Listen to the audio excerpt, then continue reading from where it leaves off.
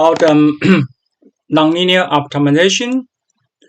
We have objective to minimize convex function. For example, x to the power of square or 2 power of 2, or try to maximize a concave function the other way around. And we will define what is a convex, what is a concave function. And constraint is always convex set. We will define later what is a convex set. And the main theorem is that why do we need to consider this kind of problem is a local optimal will be also a global optimal for a convex optimization problem. So it is comparisonly is easier to be solved on a computer. And this is the idea. You could check out the classic book on this one. If this is a convex function, right? And this is our gradient. And we could find a hyperplane here. So if one is local optimal, because everything is upward, it will become global optimal. So this picture is used to illustrate the idea behind this theorem. And of course, because our course is not about optimize. So if you want to understand what is going on, you need to read a book. And actually, they have open courseware on edX or Coursera. Please check it out. They just open source. They put on video and everything on internet. So in conclusion, if we have this kind of problem, its local optimal will be global optimal. So we first define what is a convex set. If we choose any 2 point, this means every 2 points in the set, and every number within this interval. If their combination still in the set, we call it convex. So that is, you choose any 2 point and find their linear segment. If that linear segment lies in the set, it is called convex set. So we look at some example for one-dimension problem. And any closed interval, this one is convex. But this one is not convex because you choose any 2 point, right? And linear segment, this segment does not belong to the domain. And for 2 dimension, choose any 2 point, line segment. And the counter argument is that if it is not convex, let it exist. X and Y belongs to the set. And however, there exists an alpha such that their middle point does not belong to the set. So you just choose 2 point and segment, and this segment is not. And this segment is not. So these two sets are not convex. The left-hand side are convex. In convex set, in constraint for linear programming, this is for 2-dimensional, but actually it holds for any dimension. Okay, so constraint in linear programming is convex. This is the proof. You choose any 2 point, and they are in the set, right? So they satisfy the constraint here.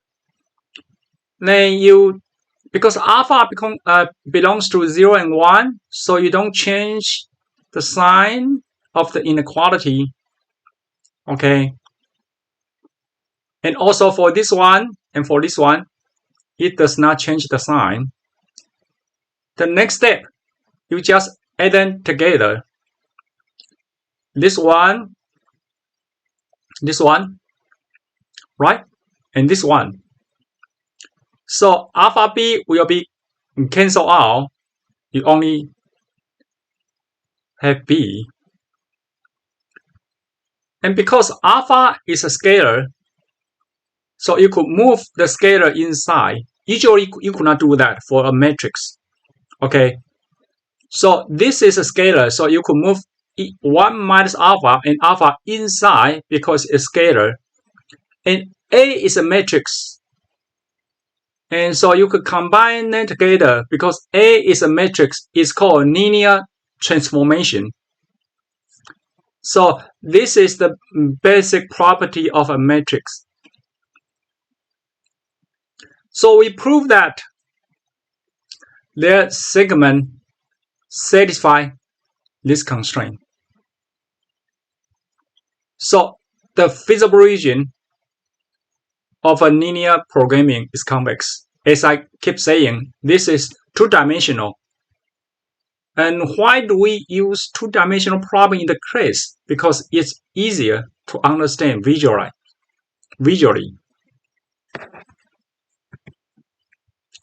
In the real world, there are so many non-convex problems. So that is the reason why this kind of course will need one more semester. This is a real problem. In the real world, there's a robot in the home. You try to go from one point to the other point. Okay, and this is your goal, right? Robot, this is your goal. For example, the robot try to wipe the floor, clean the floor, and also the environment are changing. So it's stochastic and non-convex in the real world. So it will make the problem more difficult. Because when your domain have a two region, you need to consider them separately. So it will introduce more computational effort to find the optimal one. As you can see, if there are 10 different segments, you need to find this segment individually. So you won't have this kind of property. You cannot just find the local optimal. In that case, the local optimal is not global optimal. So convex A is very important. If not, you need more computational time to find. That is the whole concept. And the second one is that this is a real example from this paper on orbit servicing. Okay, so it's a non-convex combinatorial optimization problem, and you could check out this paper to see the nonlinear equality constraint, which is very difficult to solve. So my point is that in real world, there are many difficult problems. So that is the reason why we study this kind of course in our graduate school. And convex function,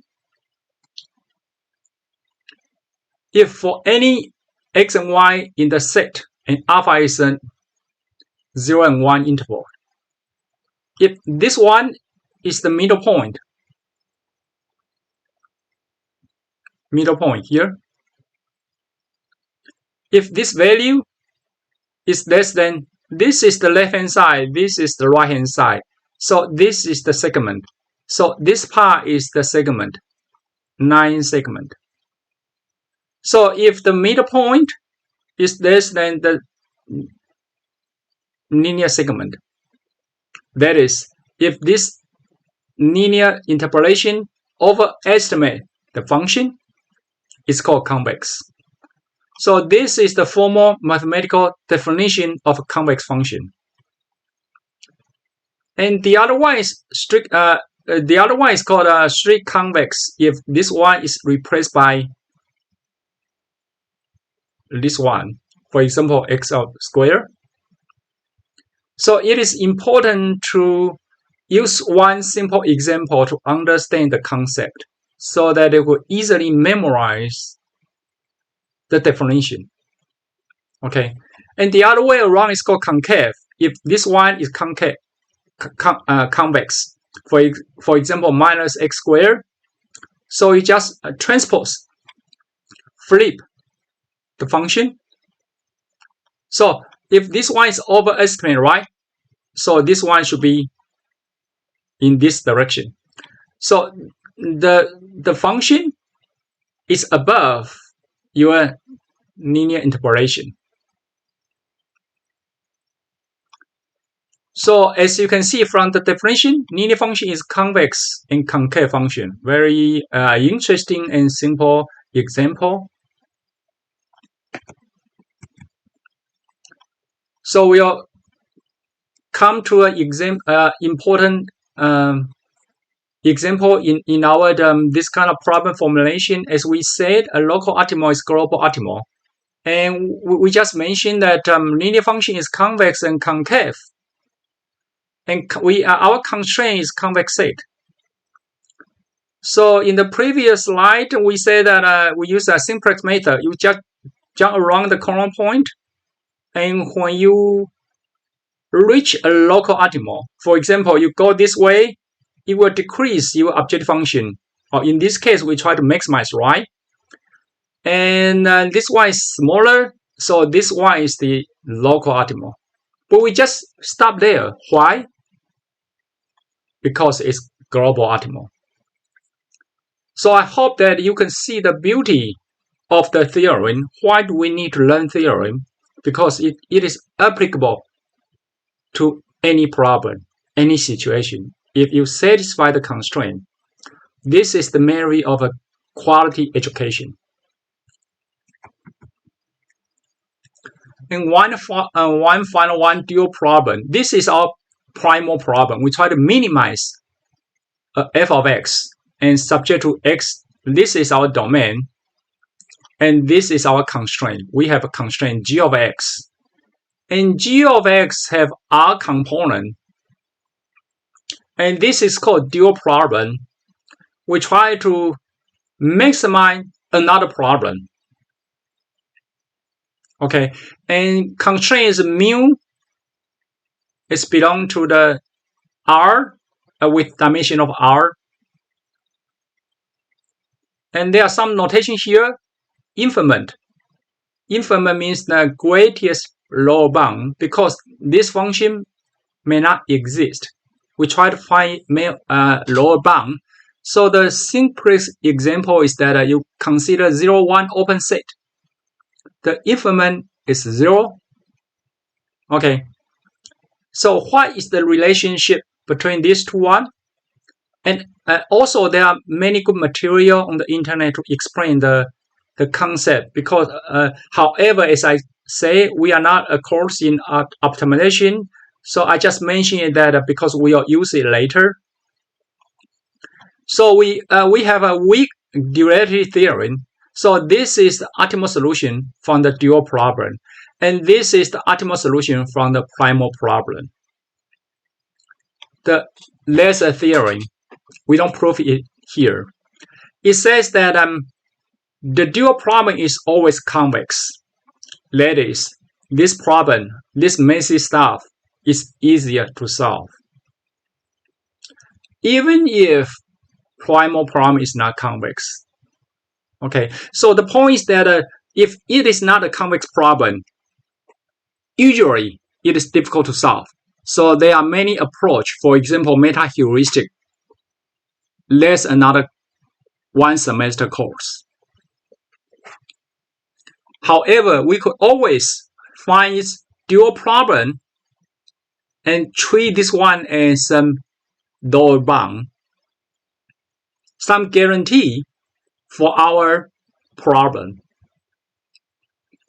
And in some cases, strong duality hold under some condition. That is, the optimal solution of the dual problem equal to the optimal solution of the primal problem.